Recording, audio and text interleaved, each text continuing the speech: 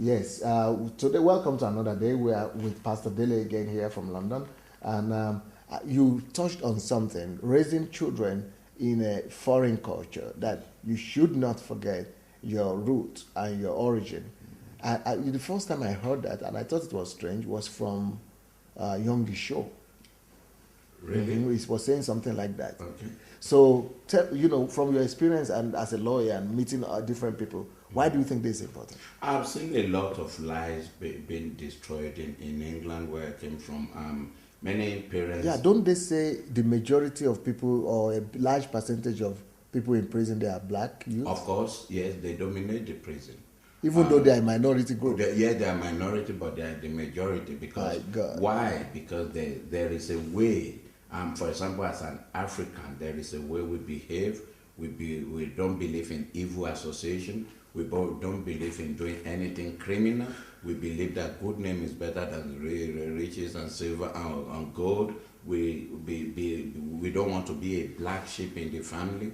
But when people go to a foreign land and they get carried away, and some of them in pursuit of riches, and some of them in pursuit of money or bread. And Jesus said, man shall not live by bread alone, but by every word that proceeds out of the mouth of God. So that word that comes out are the words that we should feed our children with. The Bible says, our children shall be taught of God, and great shall be their peace. And the Bible says, talks also of our children becoming signs and wonders. And the Bible says that we should train our children in the way that they should go, that when they grow up, they shall know they should not depart from it. And the Bible also says that if we spare a rod, we spoil the child.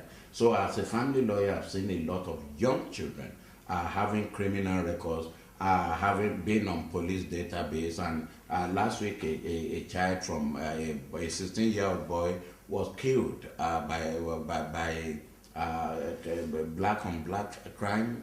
I think they have a gang. So when you are in a foreign place, you have to make sure that the same culture, the same integrity with which you grew up, you instill the same in your children. If not, whatever one achieves will become a failure if we look at it, if the children are not well developed. And there's a proverb in my native tongue that says that a child that is not trained is the one that will sell the house that you spend all your energy, knowledge, and resources building. So it is very dangerous to be in a foreign culture and get carried away. I tell people in my church, I say, yes, thank God we are British, thank God we are in a foreign land, but really, we are an African. And whatever you are, we have values, we have culture, and I've seen a lot of people who neglected their culture to their own detriment, because eventually they discover that they are not white. So those values you mentioned, yes, we should take time, because that's what we were brought up in, yes, back in Africa. Yes, take time to inculcate them in our children. Of course, if you see the Indians, I meet them in court.